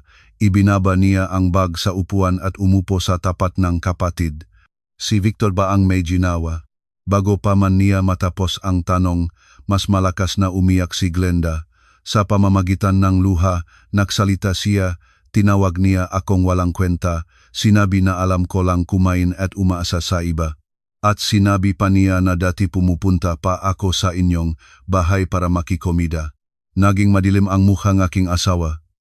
Nakita ko kung paano kumapit ang kamay niya sa tuhod. Hindi siya agad sumagot, ngunit alam ko na kumukulo sa kanya ang galit dahil ang mga salitang iyon noong araw ay sinabi rin sa akin at ngayon bumalik na parang bumerang at tumama sa kanyang kapatid at ang sakit na iyon ay hindi may pagtatanggol. Bigla ko na naunawaan na ang buhay, minsan ay makatarungan sa nakakatakot na paraan. Ang dati mong hinahamak sa sakit ng iba, isang araw ay babalik at patitikmain sa iyo. Matagal na umiyak si Glenda bago humupa. Naupo siya, nakayukong bahagi, at namumula ang mga mata. Wala na sa kanya ni bahit ng mapanuya at matapang na babae na nasanay akong makita. Lumabas mula sa kwarto ang biyenang babae at nang makita ang umiyak na anak, natakot siya. Anong nangyari? Anak? Hindi pa nakakapagsagot si Glenda, nagsalita na ang aking asawa. Si Victor, nag-iskandalo na naman. Nangilag ang biyenang babae, kinilala ang anak, naging punong pag-aalala ang boses. Ano ang ginawa niya? Naipagpigil ni Glenda ang labi, tumagas na naman ang luha. Binastos niya ako, sinabing walang kwenta, nasanay lang daw akong umasa sa mga kamag-anak. Nanahimik siya, hindi na makayanan pang ipagpatuloy, puno na pagmamadaling naktanong ang biyenang babae. Anong iba pa? Glenda, ibinaba ang ulo, nagsalita na si Victor na nagsabi na dati pumupunta kami sa inyong bahay para kumain at ngayon na ilang beses na siyang nagvika, nagrereklamo na ako. Sa sala, katahimikan. Nakaupo ako sa tabi at narinig ang bawat salita at sa puso ko isang kakaibang pakiramdam. Hindi ako nagagalak sa nangyari sa kanya. Totoo, ngunit hindi ko maring itanggi na sa kaibuturan ko. Naramdaman ko na ang buhay ay alam kung paano ipakita ang salamin sa bawat isa para makita ang kanyang sarili. Binukang ang biyenang babae ang bibig at muling isinara. Sa unang pagkakataon, hindi agad siya tumutol. Marahil, kahit siya mismo ay nakikilala na ang mga salitang iyon kahit malupit man ay hindi ganon walang katotohanan, tumingin ang asawa sa kapatid. Kontrolado ang boses niya, sa salita lang o may ginawa pa. Uminok si Glenda ng ulo, hindi niya tinampal. Naghintay siyang ilang segundo at pagkatapos ay nagdagdag, ngunit tinulak niya ako. Kasama ko ang bata sa mga braso ko at halos nabuwal. Nakita ko kung paano nagbago ang mukha ng aking asawa. Tumalon siya, naging parang panawpit ang mukha. Tinulak ka niya habang hawak mo ang bata. Ibinabang ulo ni Glenda. Oh, agad na nagalit ang biyenang babae. Diyos ko, bakit hindi ka agad nagsabi? Mapait na ngumisi si Glenda. Anong magbabago, nanay? Nung nandito ako sa inyong bahay, hindi rin naman kita inaturing ng seryoso ang tinitiis ng manugang. Ngayon na naranasan ko ito, naunawaan ko kung gaano kahiyang mag-alala sa iyo kapag hindi ka pinapahalagahan. Ang mga salitang ito ay tulad na kutsilyo na pumutol sa katahimikan. Lumingon ako at tumingin sa kanya. Sa unang pagkakataon, ganun malinaw ang kanyang pagsisisi sa mukha niya. Hindi ilang magagandang salita lang, hindi paktukmangang tono lang tunay na sakit. Sakit na nakpipilitan sa isang tao na tingnan ang kanyang sarili. Naglakat-lakat ang asawa sa kwarto. Lalong lumalim ang anino ngang mukha. Ngayon, mananatili ka dito kasama ang anak mo. Agad na tumingin si Glenda sa kanya. Ngunit si Victor sinip ka niya, pumagit na ang asawa habang hawak mo ang bata. Higit pa iyon sa sapat. Agad na sumabay ang biyenang babae. Oh, manatili ka dito kasama ni nanay. Bukas, punta ako roon para makipag-usap sa kanya. Maririnig ito, mapait na ngumiti si Glenda. Ang ngiti niya ay mas masakit pa sa luha. Anong ibubuo nito, nanay?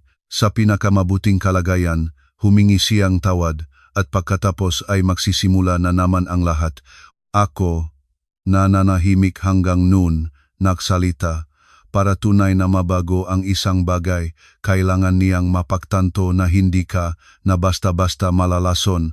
Lumingon sa akin si Glenda. Namumula pa ang mata niya. Dahan-dahan akong nagsalita. Sumusuko ka ng isang beses, aakalain ng mga tao na mahina ka. Sumusuko ka ng 10 beses, mangangatuwiran sila na karapat-dapat ka doon. Kung gusto mong mabuhay ng naiba, simulan mo muna sa pagiging mayos ng iyong pagpapahalaga sa sarili. Matagal siyang tumingin sa akin marahil, hindi inaasahan na marinig ang ganitong salita mula sa akin na dating kanyang hinahamak, mula sa akin na naisip niyang maaring hindi mahirapang itulak. Ibinaba niya ang ulo, naging mas mahinahon ang boses. Pagkatapos ng lahat ng ginawa ko, kaya mo pa ring makipag-usap sa akin ng ganito. Bumuntong hininga ako. Hindi ako santo, tunay akong nagalit sa iyo. Ngunit kung ang mga babae ay palaging magpapahirap sa isa't isa, walang magbabago. Paano ka mamumuhay mula ngayon? Nakaupo ang biyanang babae sa tabi. Komplikado ang mukha niya.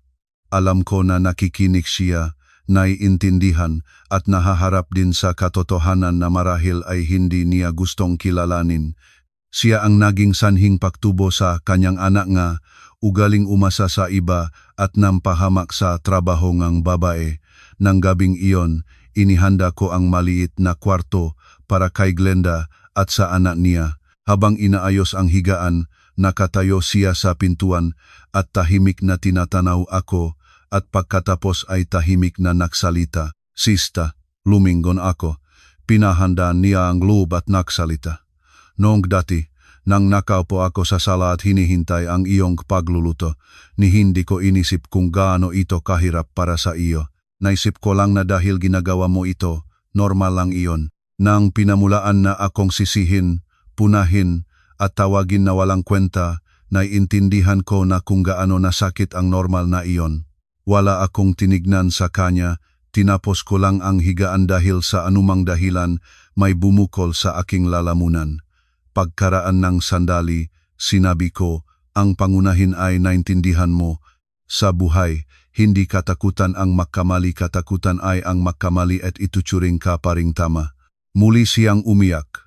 Ngunit sa pagkakataong ito, hindi iyon luhang sama ng loob o kahinaan kundi luhang isang taong nakita na ang kanyang madilim na panik at hindi na makakalihang pagtakas. Gabi, pagkatapos mautusan ang bata, lumabas ako sa balkonahe at nakita roon ang asawa. Nagsigarilyo siya. Malamig na hangin ang nagdadala ng bahagyang ginhawa. Nakatingin siya sa madilim na kalsada sa ibaba. Malangkap ang boses niya.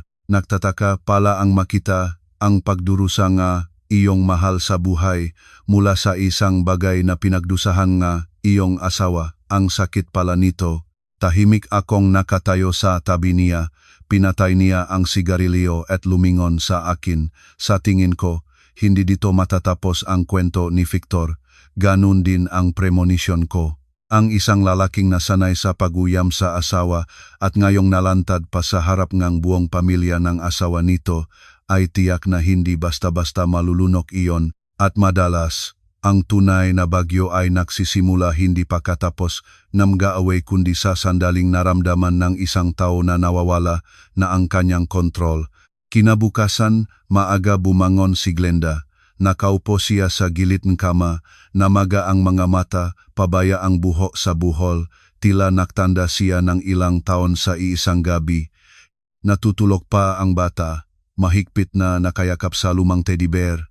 Nakatayo ako sa pintuan at tinitingnan siya na lambot ang puso ko. Minsan, sapat na ang makita, ang isang babae na tahimik na nakaupo sa tabi ng kanyang anak pagkatapos ang pag-insulto para maunawaan ang kanyang kalagayan kapag hindi mo alam kung magpatuloy o bumalik. Marahan akong kumatok. Halika, magagahan. Lumingon siya. Namumula pa ang mata. Tahimik ang pagkain ng almusal. Halos hindi naksalita ang biyenang babae. Ilang tanong lang ang itinago ng asawa tungkol sa pamangkin, magkasamang nakaupo. Walang binanggit kay Victor, ngunit ang pangalan niya, tulad ng anino, ay nag-alingaw-ngaw sa hangin. Hindi pa nakakahalf kanin si Glenda, nagring na ang telepono niya. Tumingin siya sa screen at namutla. Nakita ko kung paano niya sinikurot ang telepono hanggang pumutla. Tanong ng asawa, "Sino?" Nilunok niya ang lawe, "Victor." Agad na sinabi ng biyenang baba, "Sagutin mo, baka nag-isip na siya." Nag-alinlangan si Glenda ng ilang segundo, pagkatapos ay sumagot. Hindi pa siya nakakapagsalita. Mula sa kabilang dulo ay isang matapang na boses ng lalaki malakas, maririnig kahit malayo, "Magaling ka ha, umalis ng gabi at kinuha pa ang bata. Gusto mo bang pagtawanan ng buong mundo?" Sinikurot ni Glenda ang malabi, "Ikaw ang natula sa akin. Halos nabuwal ako kasama ang bata." Sa kabilang dulo, isang ngisi. "Anong malaki ang nangyari, para bang pinatay na kita? Kung gusto mo roon, manatili ka. Ngunit huwag kang bumalik at magreklamo. Narinig ko ito at nanigas ang mgapalat ko. Hindi na ito simpleng pamilyang pag-away, ito ay tonong isang taong nasanay maguyam ng iba, gumamit ng agresyon para manatiling nangunguna." Daling tanong ni Glenda.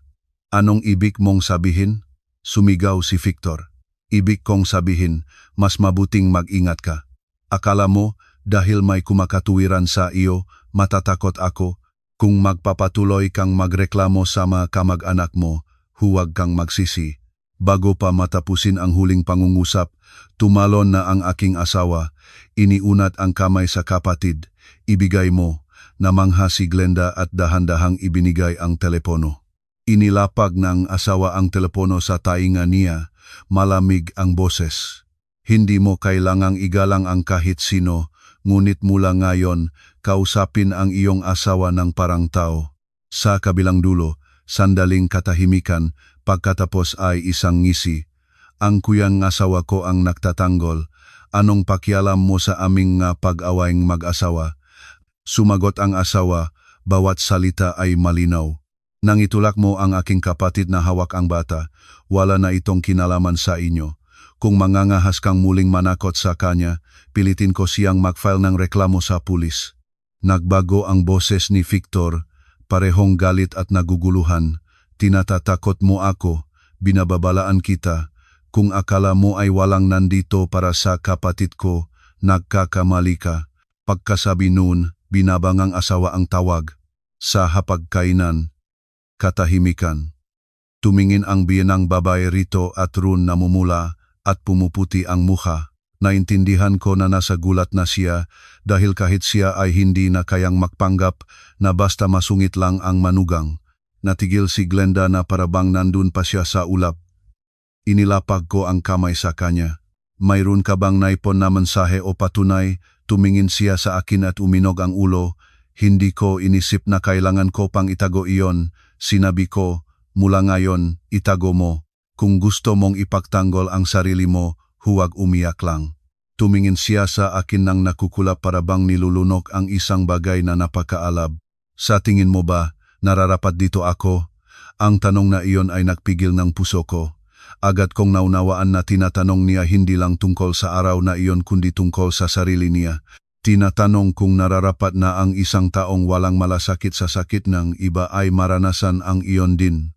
Marahan ko siyang hinawakan ang kamay. Walang nararapat sa kahihiyan, ang pagkakamali ay kailangang bayaran ng pagpapabago, hindi ng pagpapahintulot sa iba na yurakan ka. Narinig niya ito at muli siyang umiyak. Ngunit sa pagkakataong ito, hindi umupo ang biyenang babae para yakapin at aliwin ang anak tulad ng dati. Tahimik siyang nakaupo. Namumula ang mga mata, mahigpit na nakakapit ang mga labi. Alam ko na marahil ay sa unang pagkakataon, tunay niyang nakita ang mga kahihinatnan ng kanyang maraming taon na pagpapaubaya. Labis niyang minahal ang anak kaya naging dependent ito. Labis niyang pinrotektahan ang manugang kaya nagawa niyang balewalain ang trabaho at dangal ng kanyang manugang. At ngayon, lahat ng ito ay bumalik na parang bumerang at tumama sa mismong anak na labis niyang minahal. Nang tanghali, nag-leave si Glenda sa trabaho. Dinala ang asawa sa bahay para kunin ang mga dokumento. Gusto ko sanang sumabay, ngunit hiniling niya sa akin na manatili kasama ang ina. Nang maiwan kaming dalawa sa sala, matagal na tahimik ang biyenang babae. Nang ilagay ko ang mainit na basong tubig, malangkap na nagsalita siya. Marina, natigil ako. Ito ang unang pagkakataon sa matagal na panahon na tinawag niya ako sa pangalan ko, walang lamig, walang puna. Tahimik ko siyang sinagot. Opo. Matagal siyang tumingon sa sahig, at pagkatapos ay dahan-dahang nagsalita. Talagang hindi ako naging makatarungan sa iyo, nakatayo akong tahimik. Hindi ko inaasahan na kailanman ay maririnig ko ang nasalitang iyon.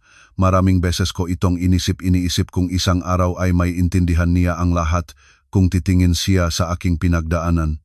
Ngunit nang marinig ko ito, sa katotohanan, hindi naging gaan ang puso ko tulad ng inaakala ko. Ang sakit ay mapurol na, tulad ng lumang pasa na hindi na masakit ngunit makirot pa rin sa kailaliman. Nagpatuloy siya nang nanginginig ang boses. Naisip ko na kapag maraming tao sa bahay, mas masaya. Naisip ko na ikaw ang mas nakakatanda, manugang, at ang magdala ng kaunti pa ay normal lang. Naisip ko na pamilya tayo, kailangan tayong magkonsesyon sa isa't isa. Ngunit hindi ko inisip na hinatulan kita doon sa lahat ng mga taon na iyon. Umupo ako sa tapat niya. Hindi ako agad sumagot dahil sa akin ay napakaraming damdamin, samanglub, habag, at isang uring ang pagod. Ayokong samantalahin ang sandali para ibuhos ang lahat ng lumang sa mga loob at lalo na ay ayokong gawing hukuman ang kanyang manahuling pahingi ng tawad. Kaya tahimik ko lang sinabi, sobrang nalungkot ako, hindi dahil nagluto ako kundi dahil napakarami ko ng ginawa. Ngunit sa matang lahat, natural lang iyon. Namula ang kanyang mata, tumango siya. Alam ko, ngayon alam ko na. Nang makita ko kung paano inuyam ng asawa si Glenda, naunawaan ko na kung gaano ito nakakasakit. Nang marinig ko iyon, napahinto ang puso ko. O sa katapusan, unang tumingin ang aking biyenang babae, hindi dahil bigla siyang nakbago kundi dahil ang buhay ay gumawa ng gaanong pagbabago na pinilit niya siyang makita ang isang sakit sa mukha ng ibang tao. Nang tanghali, bumalik ang asawa at si Glenda. Sa kanilang mga mukha, agad ko itong nalaman na may nangyari. Inilagay nga asawa ang folder nga mga dokumento sa mesa, nakakapit ang mga panga. Yakakin ni Glenda ang anak. Tuyot ang mamata ngunit maputla ang mukha. Dali akong nagtanong, anong nangyari? Maikting na sumagot ang asawa. Nandun si Victor nang dumating kami, nasa bahay siya, tumalon ako. At ano? Mapait na ngumisi si Glenda. Ang ngiti niya ay mas masakit pa sa luha. Hindi niya kami pinayagan na pumasok sa apartment. Sinabi na kung gusto kong kumuha ng kahit ano, kailangan munang makasundo kami. Sinikurot ko ang magakamaw. At nakapasok ka ba? Tumango siya. Nakapasok. Ngunit dahil lang sa pakialam ni Andres, nakpatuloy ang asawa. Sumigaw pa siya mismo sa hagdan na ang pamilya ni Glenda ay nagtutulak sa kanya, kaya naman nagrereklamo ang asawa. Nang marinig ito, naging puting papel ang biyenang babae, tumalon siya, naglakas loob siyang magsabi ng ganyan, tumingan si Glenda sa ina. Kakaibang mahinahon ang boses niya, hindi lang iyon, sinabi pa niya na kung hindi ako bumalik, kasalanan ko. Ang bata. Hindi niya ipagtatalo, ngunit ang apartment, ang pera, at ang mga gamit. Hindi niya basta-basta ibibigay. Nang marinig ko iyon, lumamig ang dugo ko. Ang lalaking kahit sa ganitong sandali ay nag-isip lang ng material na kawalan ay tunay na hindi karapat-dapat pagkukunan ng pagmamahal. Umupo ang asawa sa upuan, nakatukot ang mga kamay sa tuhod. Sinabihan ko si Victor kung patuloy siyang gumawa ng problema, hahayaan ko si Glenda na isakatuparan ito sa korte. Tumingan si Glenda sa kapatid. Pagkatapos sa akin, wala na sa tingin niya ang unang pagkalito. Sa halip, isang masakit ngunit malinaw na katinuan, pinag-isipan ko ang lahat. Sa pagkakataong ito, hindi ako babalik. Natitisod-tisod ang biyenang babae at umupo, tumingin siya sa anak. nanginginig ang mga labi. Sigurado ka ba? Tumango si Glenda. Sigurado. Hindi ko gustong mabuhay kasama ang isang taong umuyam sa akin, nagtataksil, at kapag nahuli, ako pa ang sinisisi. Pagkasabi noon, lumingon siya sa akin. Sista, kung may isang nagtaas sa iyo noong una, marahil ay mas kaunting nagdusa ka kaysa sa akin ngayon. Nang marinig ko iyon, nawalan ng hininga ang dibdib ko. Lumapit ako at hinawakan ang kanyang kamay. Huwag na, ang mahalaga ay lumabas ka na. Ibinaba niya ang ulo at isang mainit na luha ang nahulog sa aking kamay. Nang gabing iyon, sa unang pagkakataon sa maraming taon, nagsiupo kaming lahat sa hapunan ng walang pagpapanggap. Wala nang bulak na pagtatanggol ngang ina, wala nang walang ingat na pangangailangan ni Glenda, at hindi na ako ang anino na naglilingkod sa lahat. Nakaupo sa tabi ko ang asawa at siya na ang naghahatid ng pagkain. Pinakain ng biyanang babae ang apo. Hawa ni Glenda ang anak at paminsan-minsang tumutulong na magdala ng plato o sopas. Ang hapunan ay simple nilutong isda, tinolang manok, pinakbet at kaunting atsara. Ngunit matagal ko itong tinitignan sa hapag dahil sa unang pagkakataon, tunay itong pampamilyang hapunan. Nagsimulang makitang bawat isa ang kanyang bahaging responsibilidad. Nang gabi, bago matulog, pumasok si Glenda sa kwarto ko. Matagal siyang nakatayo sa pintuan. Pagkatapos ay nagsalita. Sista Marina, kahit anong mangyari, hindi na ako muling mabubuhay ng katulad ng dati. Tumingin ako sa kanya at tumango. Naniniwala ako sa kanya dahil ang ilang mga tao ay nagbabago pagkatapos ng pagbagsak. Ngunit isang beses nang magmahal, hindi na nila gustong bumalik sa kanilang dating sarili. 3 buwan na ang lumipas at ang aking buhay ay nagbago ng hindi ko maisip na mangyayari. Nakaupa na si Glenda ng maliit na apartment malapit sa trabaho niya. Kinuha niya ang anak, nagtatrabaho ng sarili, namumunong sariling bahay at sa tulong ng abogado ay hinihiwalay ang asawa. Ang unang maaraw ay napakasakit. Isang gabi, tumawag siya sa akin ng halos 10:00 ng gabi para magtanong kung paano magluto ng lugaw para sa bata na may lagnat. Isa pang beses, huminging tulong para gumawa ang monthly budget dahil sa unang pagkakataon ay namumuhay siya ng walang sino ang gumagawa ang lahat para sa kanya. Ngunit sa kanyang boses, narinig ko na ang gulat ng tao na nakatayo sa sariling mapa hindi natakot. Nagbago rin ang biyanang babae. Hindi siya naging ganap na ibang tao, ngunit natuto siyang makpigil.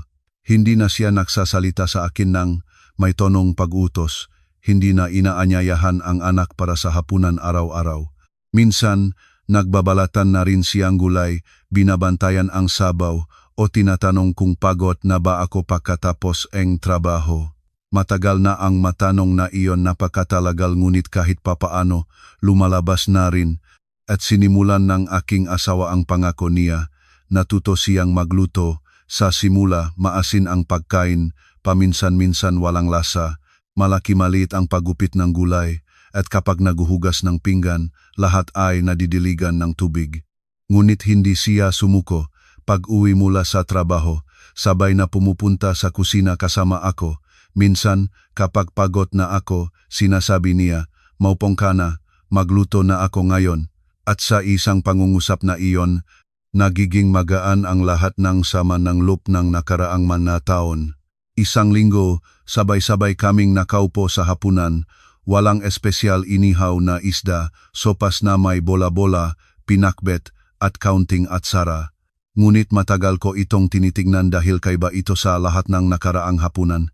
Walang nagsasabing obligado akong tayo sa kalan, walang nagdidikta ngang putahe, walang kumukuha nga aking kabaitan bilang natural na karapatan. Ang biyanang babae, habang kumuhang plato, tumingin sa akin at dahan-dahang nagsalita, "Marina, sobrang hindi ako naging makatarungan sa iyo."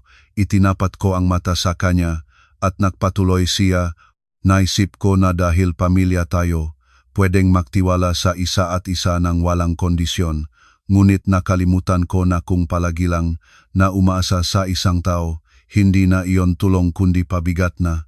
Sa kwarto, katahimikan.